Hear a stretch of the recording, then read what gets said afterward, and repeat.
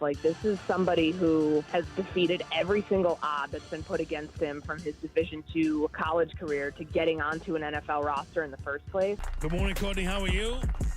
I'm great. Kap, how was the Derby? It was super cool. It was rainy, muddy, but it was bucket list item checked off. Freaking amazing to be at it. That's awesome. Very cool. Very cool. Courtney, now that the draft is come and gone, I know there's rumors. Hoodie was talking this morning about J.K. Dobbins to the Bears. We've heard the Nick Chubb stuff. Do you fully expect them to increase competition at the running back spot, or do you feel like Swift, Roschon Johnson, and the kid from Rutgers that they drafted in the 7th round were good? Well, I would go back to what Poles said on your guys' show on Thursday last week, because I know there's a lot of buzz about when they would consider doing any sort of upgrade to the room or bringing in competition. And, of course, Nick Chubb's name has been thrown around, J.K. Dobbins. I know there's some sect of Bears Twitter that really wants to see them trade for Breece Hall. I don't know why the Jets would do that. But when he told you guys that they want to see the new coaching staff with these players to see if they believe they can help the team, that to me tells you that nothing's imminent right now. There's some names out there that might be intriguing. And as we get closer to training camp, same thing with the edge rusher spot. You know, that would be the time that you bring somebody in if you determine through time in the classroom, time on the field when they get on for phase 3 for OTAs and minicamp, that if what you have right now is not enough, then you obviously have to make some sort of improvement. But I think they're going to slow play it because it makes sense. It's a brand new coaching staff. It's not like, outside of Jim Dre, especially on offense, it's not like any of these coaches have been around these players in a true football setting just yet. So we'll see what they have. I know that Kyle Monagai is somebody that they feel they got a steal in the 7th round. Is it enough to be the right pairing with him and Swift? Maybe Roschon Johnson hangs on to that role or takes that role and hangs on to it this year the way that we thought he was going to last year. But for a lot of different reasons, it didn't work out. I just don't think they're panicked yet. Like, you know what I mean? They may not have come away. Like, the board may have played them in a way that they're frustrated that they didn't come away with a running back in the 2nd round. And then, of course, when they were in the 4th round, the 2 that go before they get on the clock at 109, and thus they trade back. But it's still really early in the process, so I don't think they're going to be chomping at the bit to try to sign anybody right now. So, Courtney, here's a question that no one's asked you, okay? So I'm going to ask it right now regarding the tight end position. Do you believe that we, as a whole, are too hasty to believe that Cole Kmet will be gone after next season just because of the draft pick of Loveland? Because Cole just got extended, but the prevailing theme or the wisdom is like, oh, well, Cole's going to be here for this year to see how this works, and then Cole will be gone.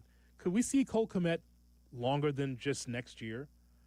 Well, it's going to depend what the usage is. And I know when people hear 12 personnel and they think about 2 tight ends on the field at the same time, that doesn't mean that the production between the 2 tight ends is going to be even or anywhere close to even. Sam Laporta had 83 targets last year and had 60 catches for 726 yards and 7 touchdowns.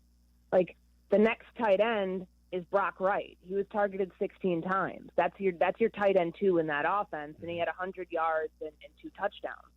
If the production looks like that for Cole Kmet, if there really is that much of a drop-off that you might think when you draft a tight end top 10, you're going to be using him a lot. Like, you have to justify the pick, and you wouldn't make that pick if you didn't feel that was a player that's a pretty significant contributor right away in the passing offense.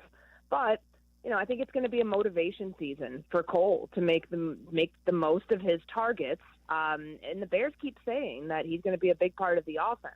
Now, I understand that they kind of have to say that right now. Cole still has quite a bit of money guaranteed on his contract for this year. Beyond this year, though, is up in the air.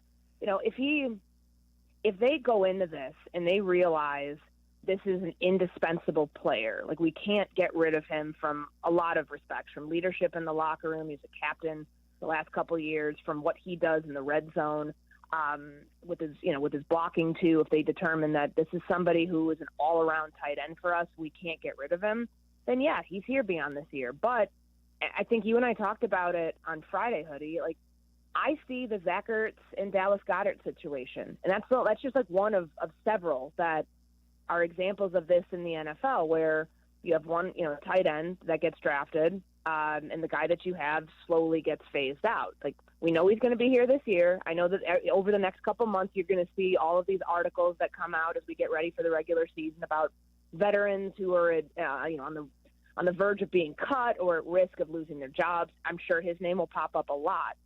I don't see it for right now, though. So, I mean, what it holds and what the future holds is, dependent upon how his usage and what his usage looks like this year and what he does with it. So when Poles was with me and Hoodie on Thursday, Hoodie said, so when are we getting the Joe Tooney news so we can break it here on the show? He goes, I'll text you. I'm working on it. I want to get it done sooner rather than later. My one that I want to know about is Tyson Bagent has 1 year left on his contract. Do you see a scenario where they extend him? Ooh. Did not know I was getting a Tyson Bagent question this morning. That's interesting, though, because obviously as a college free agent, he signed. He's eligible for an extension because he's going into year 3.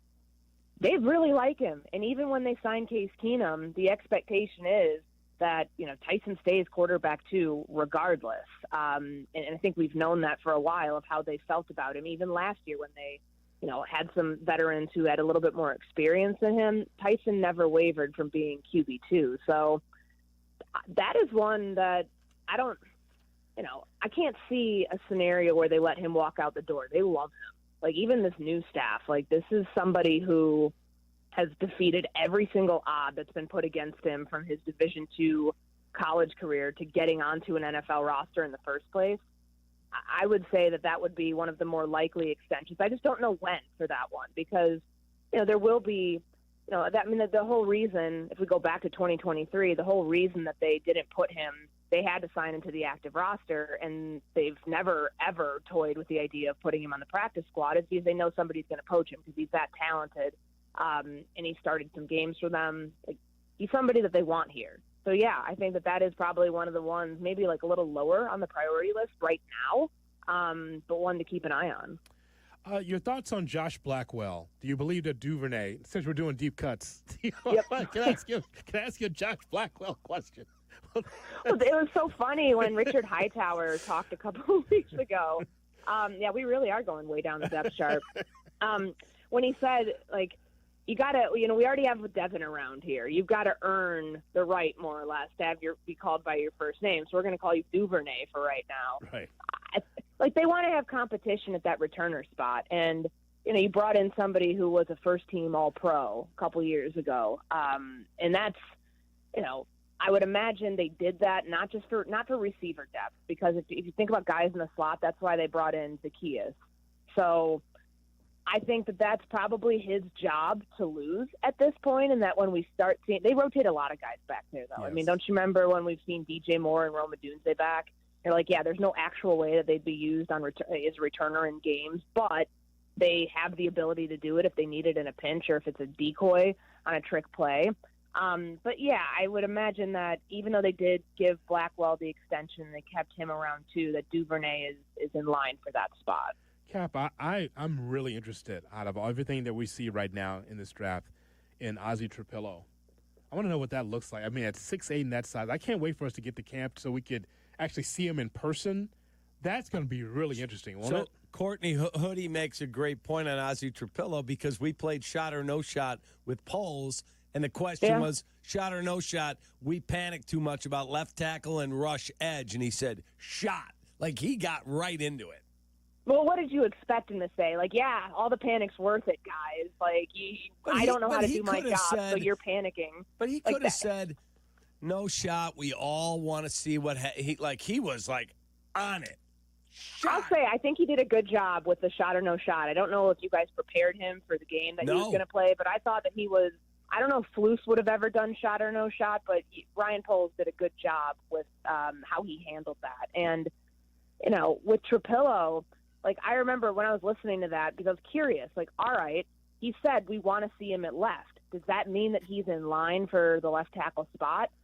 I think it's more that they just know he can play right tackle because he played it. You know, he's a starter for them for the last 2 years at Boston College. Right. Probably is more of a natural right tackle. So, of course, they want to try him, like they said that they were keeping the door open, the way that Hoodie phrased it to polls, keeping the door open for a move for Darnell Wright.